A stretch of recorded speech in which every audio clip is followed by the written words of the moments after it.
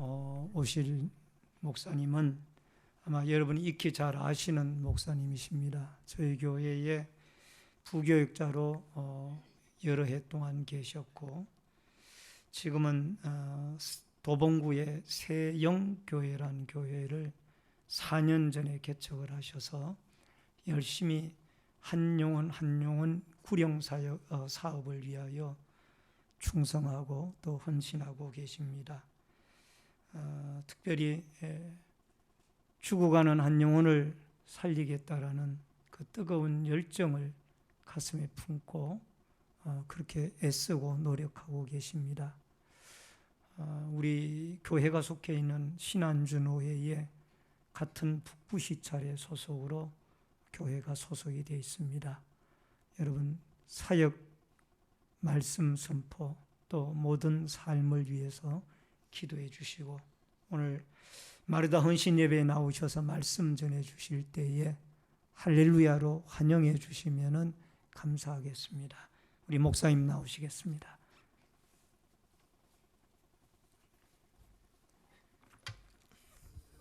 네, 할렐루야.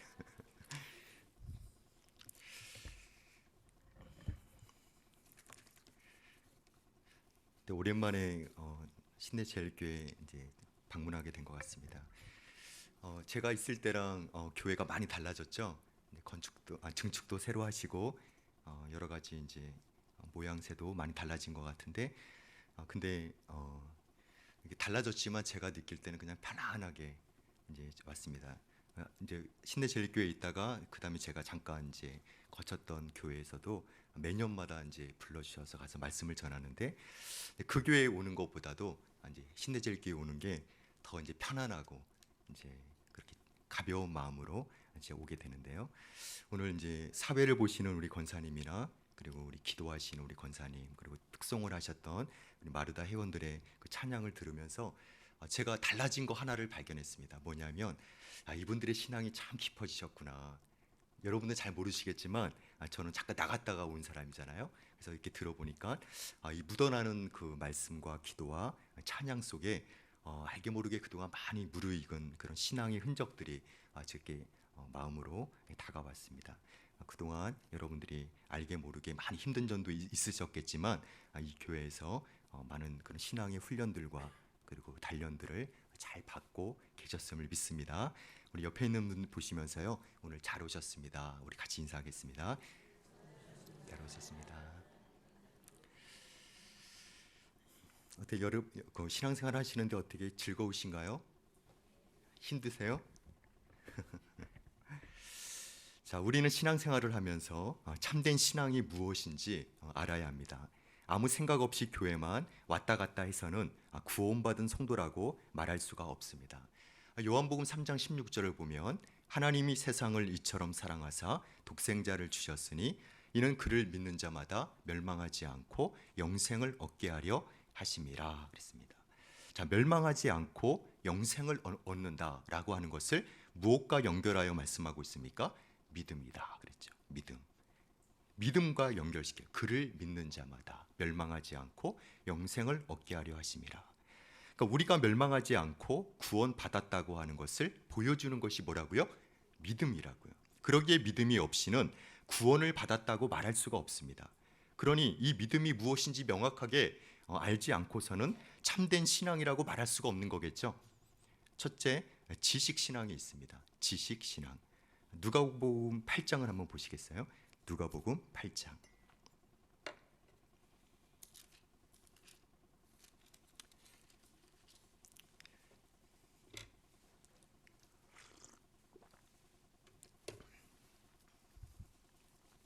누가복음 8장 26절을 한번 읽어볼까요? 26절만 읽습니다. 시작.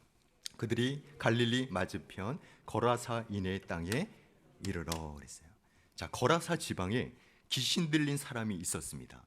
자, 그가 예수님을 보고 뭐라고 하는가? 28절을 읽어볼까요? 시작. 예수를 보고 부르짖으며 그 앞에 엎드려 큰 소리로 불러 이르되 지극히 높으신 하나님의 아들 예수여, 당신이 나와 무슨 상관이 있나이까? 당신께 구하오니 나를 괴롭게 하지 마옵소서 하니 그랬어요. 자, 지금 이 귀신 들린 이 귀신이 예수님을 보고 뭐라고 부르죠? 지극히 높으신 하나님의 아들 예수여 그러고 있어요. 예수님에 대한 다른 신앙 고백을 지금 하고 있습니다. 그러나 중요한 것은 그 다음이죠.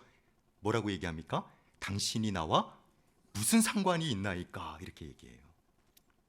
귀신도 예수님이 누구신지 잘 알고 있습니다. 어떤 의미에서 이런 신앙 고백을 할 수 있는 사람이 많지가 않아요.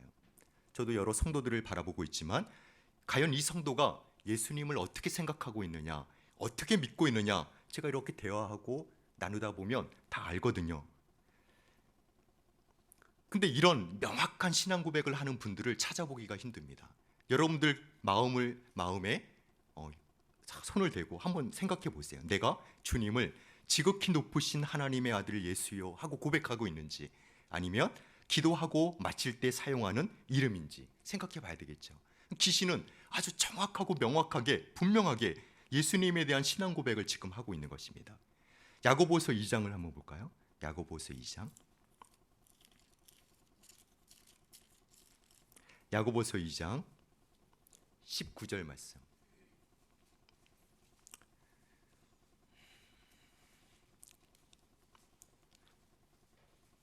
말씀도 다 띄워주시고 아주 좋네요.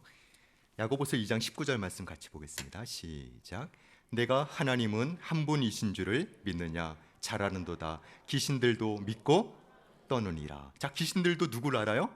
하나님을 알아요. 믿어요. 그래서 어떻게 한다고요? 그 하나님에 대한 경외심으로 떤다. 이렇게 말씀하고 있습니다.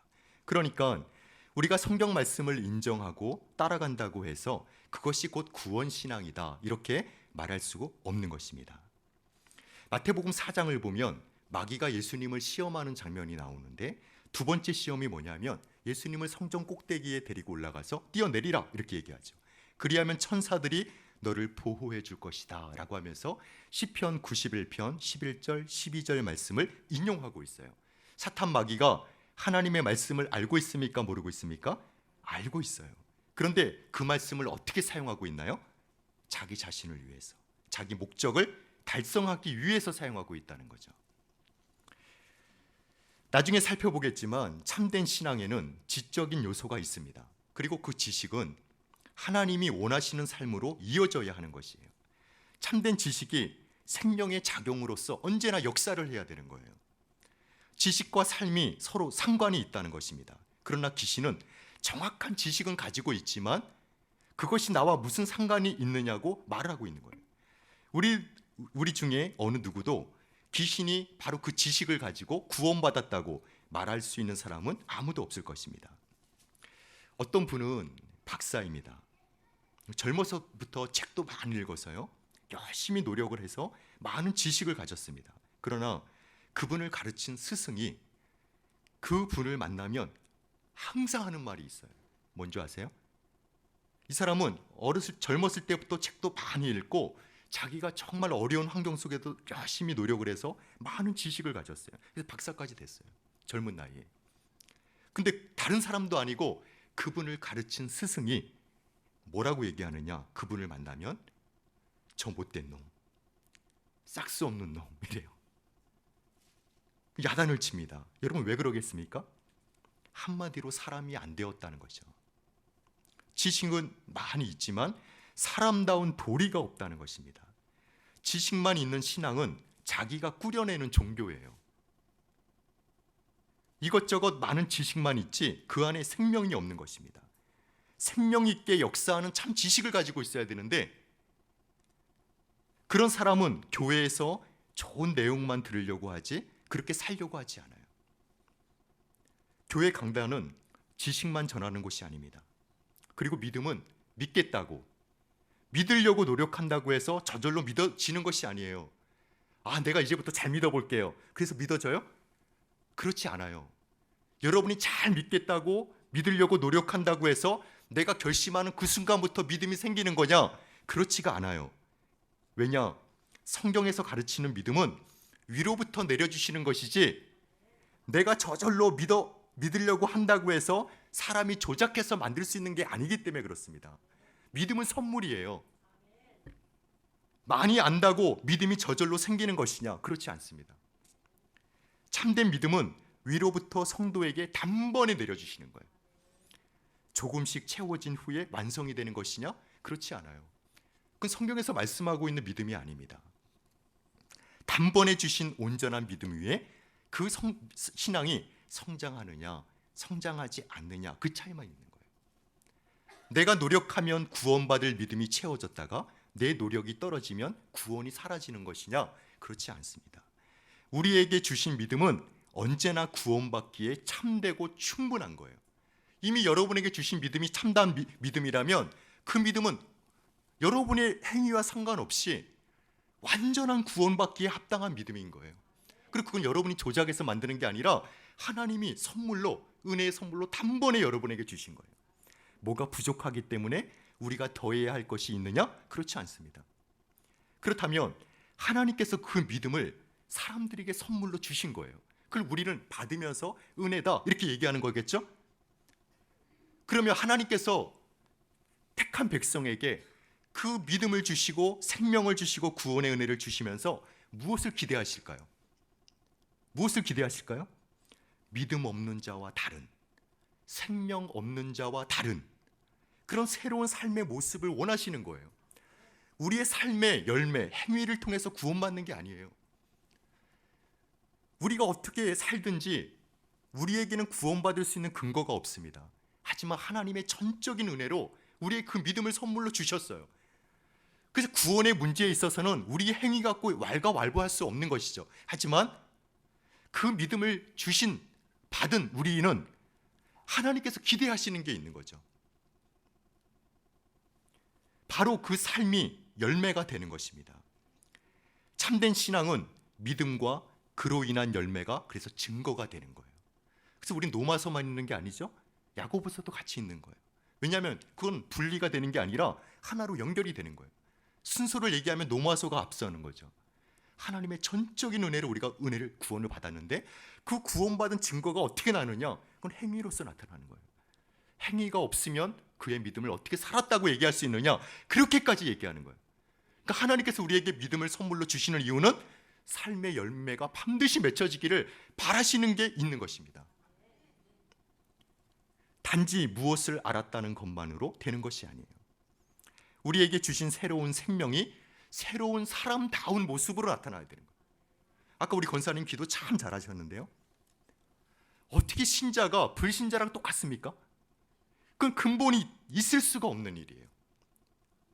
그래서 우리는 그런 모습을 보면서 그 사람의 구원 문제까지 얘기해야 되느냐? 그건 조심스럽지만 우리가 엄밀하게 따져 들어가면 어떻게 구원받은 자가 그렇게 될 수 있느냐? 이 얘기는 할 수 있어야 되는 거죠.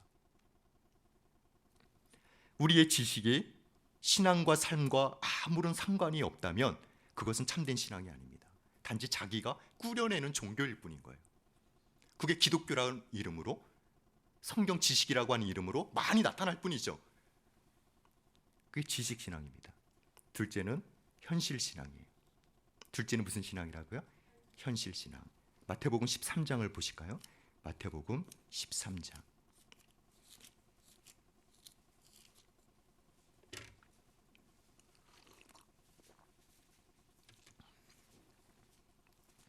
마태복음 13장을 보면 네 종류의 밭이 나옵니다.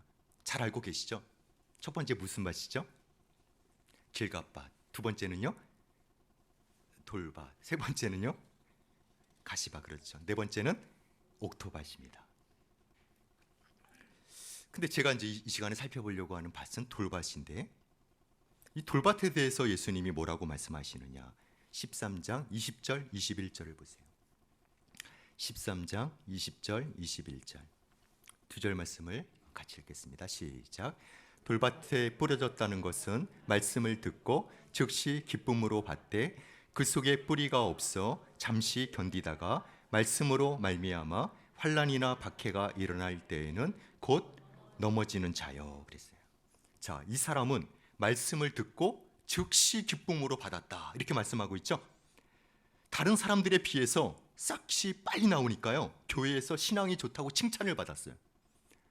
칭찬받는 사람이었어요. 그러나 그 사람을 바로 가늠하는 잣대가 무엇이라고 말씀하고 있느냐면 환난과 박해다 이렇게 말씀합니다. 환난과 박해가 그 사람을 가늠하는 잣대지, 말씀을 듣고 즉시 기쁨으로 받으면서 이렇게 신앙이 자라는 것처럼 보이는 게 그 사람을 평가하는 기준이 아니라는 거예요. 환난과 핍박이 오자 이 사람은 어떻게 됐다고 합니까? 곧 넘어지는 자요 그랬어요.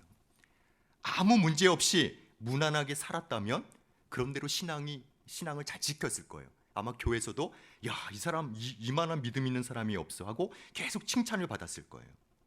근데 어려운 일이 생기자 바로 넘어지는 거예요. 바로. 여기서 뿌리가 없다라고 하는 말씀은요, 서 있을 근거가 없다는 뜻입니다. 서 있을 근거가 없으니까 어떻게 되나요? 넘어져 버리는 거죠. 자기를 지탱해 줄 수 있는 뿌리가 없으니까 그냥 넘어져 버리는 거예요. 잘못된 근거 위에 서려고 하니까 넘어지는 것입니다. 누구든지 구원을 받으려면 구원 받을 만한 믿음을 믿어야 되는 거예요. 구원 받을 만한 내용을 가지고 믿어야 되는 거예요. 무턱대고 믿습니다 소리친다고 믿는 건가요? 아니, 교회에서 보면 무조건 믿는데요. 뭘 믿어요? 무조건 믿습니다 소리만 쳐요. 내가 믿는다면 무엇을 믿는지 확실한 믿음의 내용이 있어야 되는 거죠. 그리고 내가 믿습니다 아멘 이렇게 얘기해야 되는데 뭘 믿는지도 모르겠고 그냥 열심히 믿습니다 소리만 크고 열정적이면 그게 믿음이라고 생각하는 사람들이 있습니다. 우리 성령님께서 하시느냐 안 하시느냐, 우리 소관이에요? 하나님의 주권이에요? 하나님의 주권이죠. 그럼 우리는 성경을 통해서 확인만 하는 거지 우리가 성령님에 대해서 어떻게 우리가 좌지우지할 수 있는 게 아니에요. 그분의 주권적인 섭리와 역사를 통해서 일하시는 거지 우리가 성령님을 오라 그러면 오고 가라 그러면 갑니까? 하나님을 여러분 마음대로 조종할 수 있어요? 그건 하나님의 소관이에요. 우리는 긍휼을 바랄 뿐이죠. 근데 우리가 하나님이 하시는 일에 대해서는 이래라 저래라 얘기할 수 없다면 이제 우리 편에서는 얘기해야 될 거 아니에요? 그게 뭐냐? 자기 자신이 충분히 잘했느냐 이겁니다. 자기 자신이 충분히 잘했느냐 이거예요. 어떤 사람은 정말 신앙이 있는 사람인지 없는 사람인지 의심스러울 때가 있어요. 아니, 주일마다 말씀을 전하면 들어야 되잖아요. 졸아요. 정신을 차리고 말씀을 들어도 이거 될까 말까인데 매주일마다 혼미하게 앉아 있습니다. 지금도 혼미한 영이 역사하는지 모르겠는데 밤새 무엇을 했는지 모르겠어요. 정신없이 졸거나 그리고 보면 멍해서 딴 생각하고 있어요. 그러면 그 사람에게 무슨 구원의 내용이 있을까? 이게 제일 걱정인 거예요. 그냥 집에서 자지 않고 졸지 않고 그래도 교회에 나와서 자고 조니까 그나마 괜찮아요. 그렇지만 그게 이거 하루 이틀도 아니고 매주마다 졸아요. 예배 시간. 또 어떻게? 목사님이 기도하겠습니다. 설교 끝나. 그럼 그때 딱 깨. 참 신기하죠. 이 사람 졸았던 건지 아니면 의도적으로 자려고 하는 건지. 그러면 보세요. 성령님이 역사는 하시는데 본인이 아예 말씀을 들을 생각도 없고 뭔가 알려고 하는 의식도 없고 그렇게 1년, 2년, 10년, 20년을 해도 있죠. 그 사람의 믿음은 아무것도 아니에요. 그 사람이 믿는다고 나중에 얘기할지라도 대체 뭘 믿었는지 얘기할 근거가 뭐예요? 들은 말씀이 없는데 자신의 믿음의 근거가 하나도 없는 거예요. 그러니까 어려움이 오면 바로 넘어지는 겁니다. 뿌리가 없어요. 그것을 경계하는 겁니다. 결국 자신을 붙들어줄 근거가 없으니까 조금만 어려움이 와도 세상 물결에 그냥 흘러가는 거죠. 저게 맞는가 보다. 저것도 맞는 얘기네. 그러니까 교회가 왜 지금 계속 비판을 받고 있습니까? 대체 복음이 뭔지 진리가 뭔지 옳게 분별하지 못해요. 제가 이렇게 성공학 강의하는 사람 이렇게 강의를 들어봤어요. 성공학에 관련된 자기 개발에 관련된 서적도 있잖아요. 읽어봤어요. 너무 은혜스러워요. 너무 은혜스러워요. 그러니까 이게 대체 그동안 교회에서 들었던 말씀과 일반 사람이 썼던 성공학 강의나 자기 개발서나 다를 게 하나도 없어요. 이 대체 뭘까요? 그게 복음이에요? 뭔가 비슷하니까 가지고 들어와서 그 내용을 강단에 성경 말씀 읽고 그 내용을 전하죠. 이상하게 됐어요. 그 복음이 뭐냐? 여기서부터 근본이 자꾸 흔들리기 시작하는 것이죠. 히브리서 2장 말씀을 한번 보세요. 히브리서 2장 1절 말씀.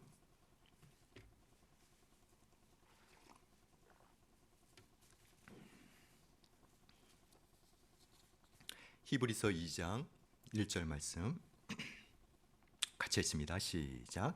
그러므로 우리는 들은 것에 더욱 유념함으로 우리가 흘러 떠내려가지 않도록 함이 마땅하니라. 자, 우리가 듣는 말씀이 흘러 떠내려가도록 해야 돼요?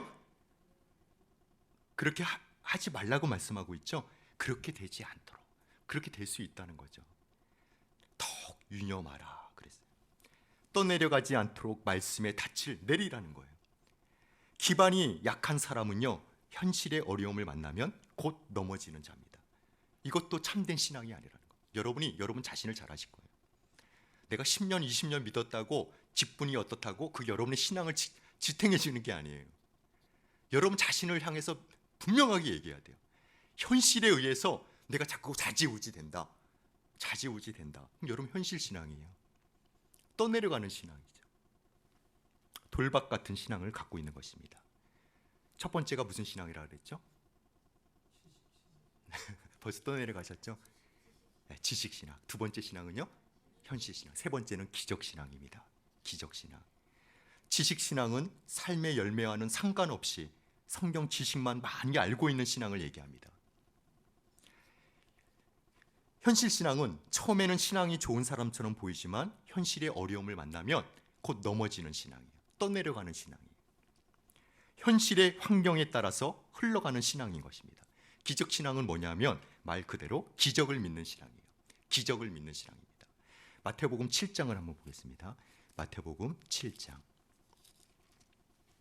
22절 23절. 마태복음 7장 22절 23절. 우리 스크린으로 띄워주고 주는데 이왕이면 자기가 찾아서 읽으면 더 성숙되고 더 은혜롭고 좋습니다. 자, 마태복음 7장 22절 23절 같이 있습니다. 시작. 그날에 많은 사람이 나더러 이르되 주여 주여 우리가 주의 이름으로 선지자 노릇하며 주의 이름으로 귀신을 쫓아내며 주의 이름으로 많은 권능을 행하지 아니하였나이까 하리니 그때 내가 그들에게 밝히 말하되 내가 너희를 도무지 알지 못하니 불법을 행하는 자들아 내게서 떠나가라 하리라. 자, 이 말씀을 읽어보니까 귀신을 쫓아내고 있죠. 많은 권능을 행하고 있어요. 이게 뭘 얘기하는 거죠? 기적을 얘기하는 겁니다. 그러나 그 기적을 행하는 그들을 향해서 주님께서 뭐라고 말씀하시나요? 내가 너희를 도무지 알지 못하니 불법을 행하는 자들아 내게서 떠나가라. 단호하게 말씀하시잖아요. 구원받은 신앙이에요? 아니죠. 이런 신앙은 기사와 이적만을 얘기하는 게 아닙니다.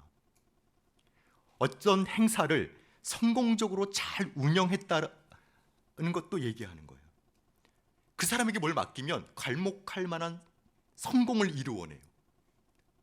그리고 어떤 일이든지 그렇게 일을 이루어야지 잘했다 이렇게 생각하는 그런 마음을 중심에 두고 있는 사람들이 있어요. 신앙에 반드시 어떤 기적적인 요소가 반드시 따라와야 된다는 거죠. 아니거나 아니면 어떤 희한한 일을 성취해야만 그것을 신뢰하고 따라가는 거예요.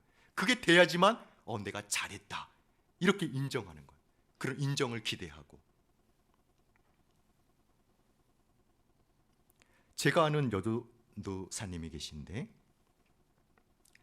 예전에 있던 교회에 같이 사역하셨던 분이신데 이분의 언니가요 어디 집회에 갔다가 그러니까 이 언니분이 아주 신실한 분이세요. 이렇게 막 이렇게 어떤 신앙도 이렇게 컬러가 다 있으니까 어떤 그런 쪽으로 이렇게 신비한 쪽으로 계신 노선의 분이 아니라 참 참하고 이렇게 조용하게 그렇지만 신실하게 신앙생활하시는 그런 분이시거든요. 근데 이분이 어떤 집회를 갔다가 이가 금으로 바뀌는 체험을 해버린 거예요. 그러니까 이 본인도 충격을 받은 거죠. 얼마나 충격을 받았는지 몰라요. 다른 사람에게 그런 일이 생겼다면 대수롭지 않게 생각했을 텐데 막상 자기 언니의 이가 금으로 바뀌니까 너무도 신기한 거죠. 문제는 전도사님이 그 언니의 바뀐 금으로 바뀐 이를 보는 순간 판단력을 잃어버렸어요. 대체 다른 사람이라면 그러려니 그렇게 했을 텐데 자기 언니의 이가 금으로 바뀌니까요 혼란해진 거예요. 대체 이걸 어떻게 봐야 되는지 모르겠다고 나중에 저에게까지 이제 물어보는 거기까지 자기가 해결을 못하니까. 여러분, 이가 금으로 바뀌었다고 하는 것이 우리 신앙에 무슨 의미가 있을까요? 안 바뀌었다는 게 아니라 이가 금으로 바뀌었다고 하는 것이 우리 신앙에 무슨 의미가 있을까요? 이 세상에는 이가 금으로 바뀌는 것 말고도요 신기하고 희한한 일들이 얼마나 많은지 모릅니다. 어떤 분은 이가 금으로 바뀌었다는 것을 신기해하는데 저는 그런 건 별로 신기해하지 않아요. 근데 뭐가 신기하느냐?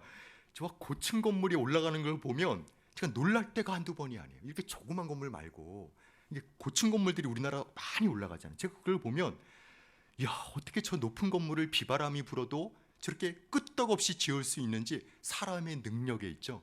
제가 혼자서 감탄을 합니다. 어떻게 저렇게 할 수 있을까? 여러분, 이가 금으로 바뀌는 게 신기해요? 사람이 저 고층 건물을 지어가는 게 신기해요? 잘 생각해 보세요. 뭐가 신기해요? 그러나 제가 얘기하려는 게 이겁니다. 이런 기적이나 인간의 위대한 업적은 우리 신앙의 근거가 절대 아니라는 거예요. 우리 신앙의 근거가 아니에요. 그런 일이 없다 이게 아니라 그건 우리 신앙의 근거가 아니에요. 애굽의 바로는 10가지 기적을 만났지만 완악하게 하나님을 대적했습니다. 예수님의 수많은 기적을 체험했던 무리들은 십자가에 못 박으라고 소리치는 폭도가 되었어요. 기적이 우리의 신앙을 만드는 것이냐? 아닙니다. 나사로와 부자 비유를 들어보세요. 죽은 자가 살아나서 천국과 지옥에 대해서 말하면 내 형제들이 믿을 것입니다. 믿는다 그랬어요? 안 믿는다 그랬어요? 믿는다 그랬어요? 안 믿는다 그랬어요? 네? 제 성경하고 여러분 성경하고 다른가 보네. 부자가 그랬잖아요. 지옥에서 저 나사로를 우리 집에 보내주면 죽은 자가 살아나서 천국과 지옥에 대해서 얘기를 하면 내 형제들이 믿고 이 지옥으로 오지 않을 겁니다. 그랬더니 뭐라고 말씀해요? 성경을 믿지 않으면, 풀어서 얘기하면 성경을 믿지 않으면 죽은 자가 살아나서 천국과 지옥에 대해서 얘기해도 믿지 못한다 그랬어요. 기적이 우리의 신앙을 만들어내요? 안 만들어요. 여러분이 기적을 보면서 야 신기하다 믿음이 생기는 것은 원래 믿음이 있었기 때문에 그게 믿음으로 보이는 거죠. 우리는 어떤 신기하고 특별한 경험을 할 수도 있습니다. 사도 바울도 3층 천에 올라갔어요. 기적이 없다라는 얘기가 아니에요. 그러나 그것은 개인의 비밀스러운 경험이지 신앙의 핵심이 아닙니다. 그것을 중심에 두면 안 돼요. 그렇다면 우리의 참된 신앙은 무엇일까요?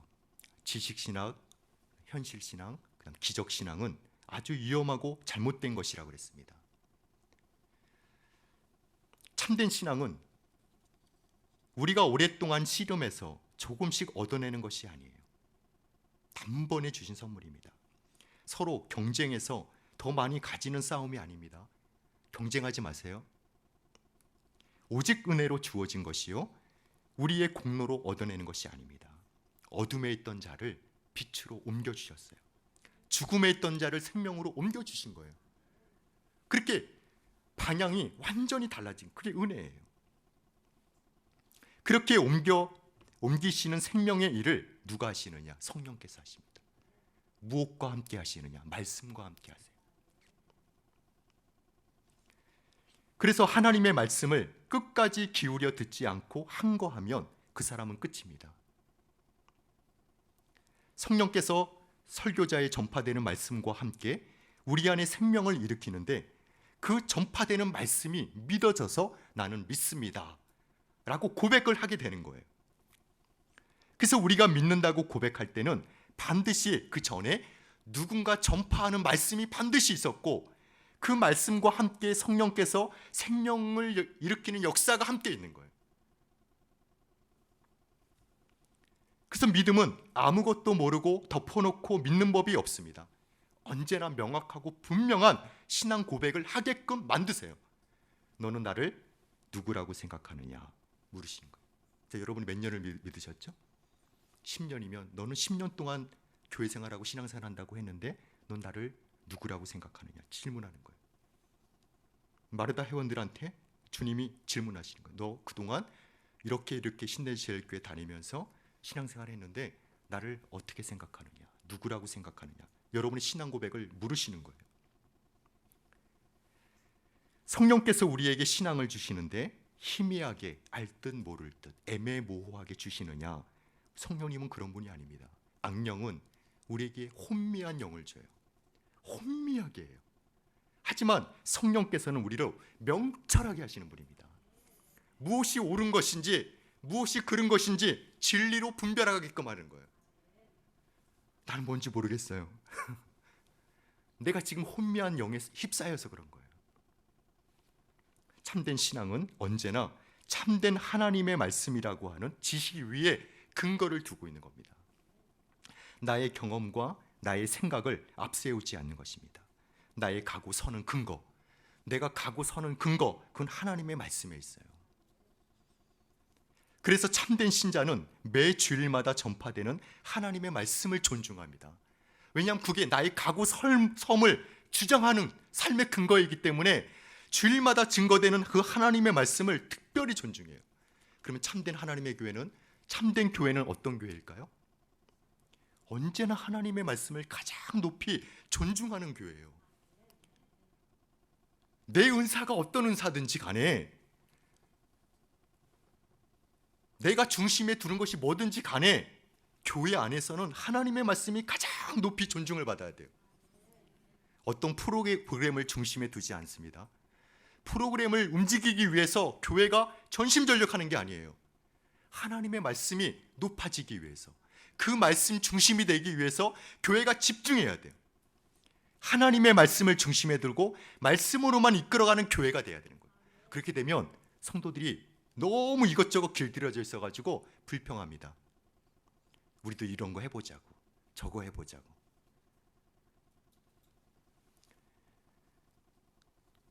말씀 중심으로 이끌어가는 교회가 16세기 종교개혁 시대에만 해당되는 말입니까?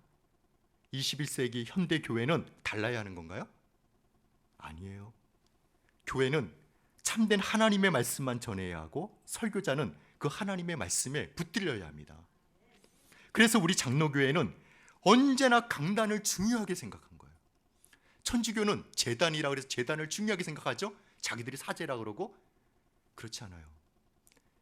우리 장로교회는, 우리 개혁교회는 강단을 가장 중요하게 여기는 겁니다.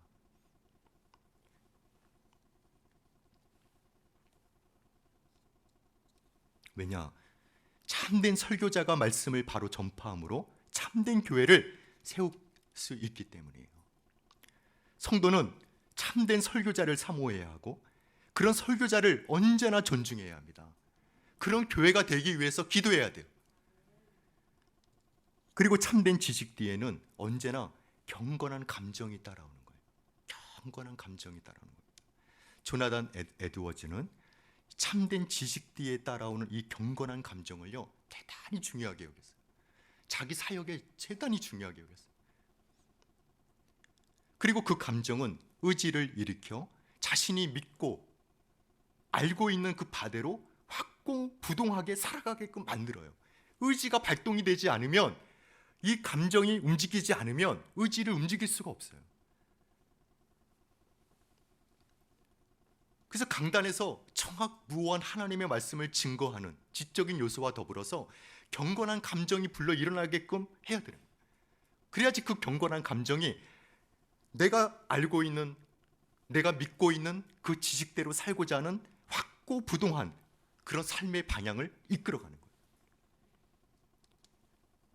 참된 지식이 삶의 열매를 맺도록 그의 감성과 감정과 의지가 하나로 연결이 되게끔 하는 겁니다. 우리가 예수님을 믿는다고 하는 것은 자기의 일생을 하나님 앞에 다 맡기고 하나님의 거룩하신 뜻을 따라간다는 것을 얘기하는 거예요. 많은 분들이 기도하는데 자기가 이것저것 다 준비를 해놨어요. 다 준비해놓고 하나님 도와주세요 그래요.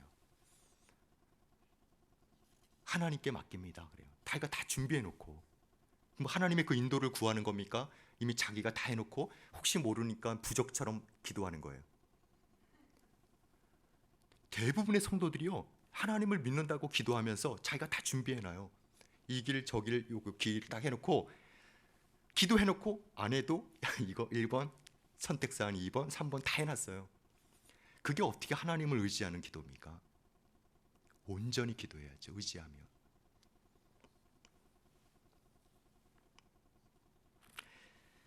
하나님이 주시면 받겠다, 안 주시면 가만히 기다리겠다, 그런 자세가 있어야 됩니다.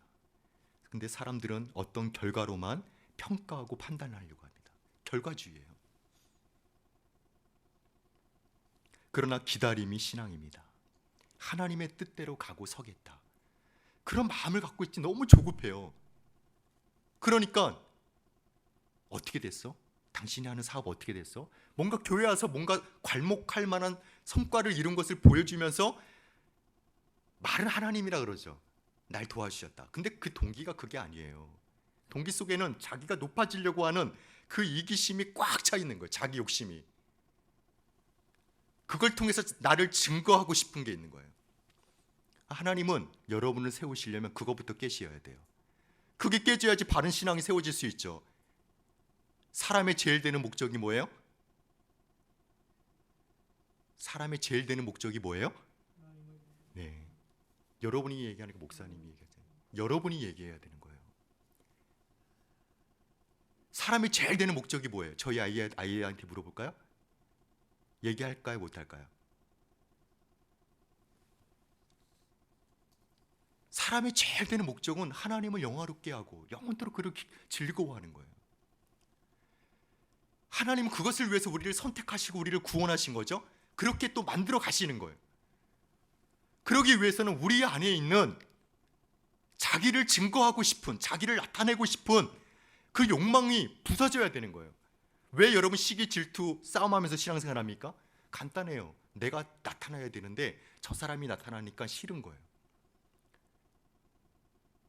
하나님이 여러분을 죽이셔야지만 여러분 안에 참다운 신앙이 세워질 수 있다라고 판단하시면 그렇게 하실 거예요. 신앙은 뭔가 사업이 잘 됐다, 뭔가를 갈목하게 이루었다, 이것으로 증거되는 것이 절대로 아닙니다. 여의도에 있는 어느 교회는, 강남에 있는 어느 교회는 수만 명이 모인다고 하는데 여러분 그 교회를 존중합니까? 세상을 짓밟고 있는데 저도 존중하지 않아요.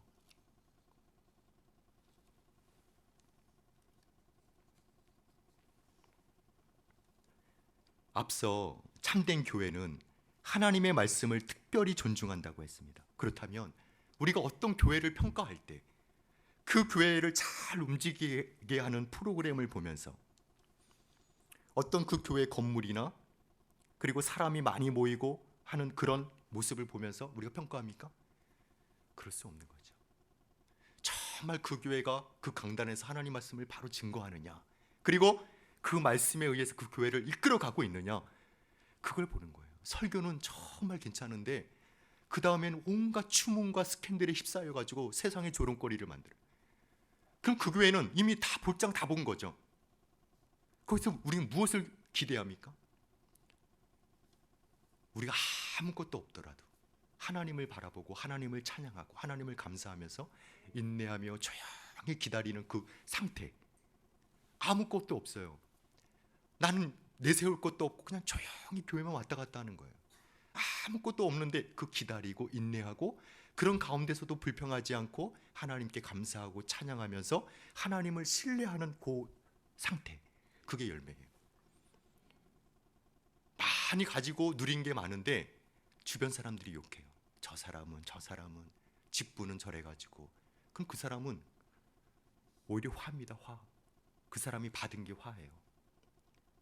하나님 중심 앞에서 왜 나에게 이걸 주셨느냐, 또는 이것을 왜 가져가셨느냐, 항상 마음의 중심이 딱 돼 있어야 되는데 그게 안 돼 있어요. 왜냐?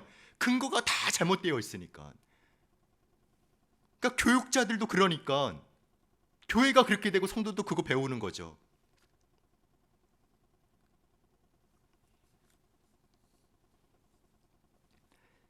지금 여러분들은 어디에 근거해서 신앙생활하고 있습니까? 많이 안다고요? 내가 지금 이런 것은 지식이 부족해서라고요? 아니면 환경이 좋아지면 신앙생활을 잘할 수 있다라고 핑계 대십니까? 절대 그렇지 않습니다. 어떤 초자연적인 기적이 나에게 일어나야 된다고, 그것도 아무 의미가 없는 거예요. 하나님은 언제나 우리에게 말씀을 주세요. 왜냐? 너희가 하나님의 말씀 위에 세워지지 않으면 너희는 아무것도 아니기 때문에 그래요. 하나님 말씀만 주시는 거예요. 그리고 우리가 그것을 참으로 믿을 때 의인은 믿음으로 말미암아 사는 겁니다. 이 살아남의 경험이 있어야 되는 거예요. 근데 여러분, 다 잘못된 근거 위에 나를 세우려고 하니까 이것이 조금이라도 무너져 버리니까, 지식이 무너지면 지식 때문에, 환경이 무너지면 환경 때문에, 어떤 초자연적인 어떤 희한한 일을 내가 이루어야 되는데, 경험해야 되는데 이게 안 일어나면 이것 때문에 넘어지는 거예요. 참된 신앙이란 이 눈에 아무 증거가 아니 배워도, 이 귀에 아무 소리가 아니 들려도 하나님의 약속된 말씀 위에 굳게 서는 겁니다. 그 말씀을 굳게 의뢰하며 충성되게 살아가는 것이 바로 참된 신앙이에요. 이 말씀 잊지 마시고 여러분 신앙생활 잘 할 수 있는 그런 은혜가 있길 바랍니다. 네, 기도하겠습니다.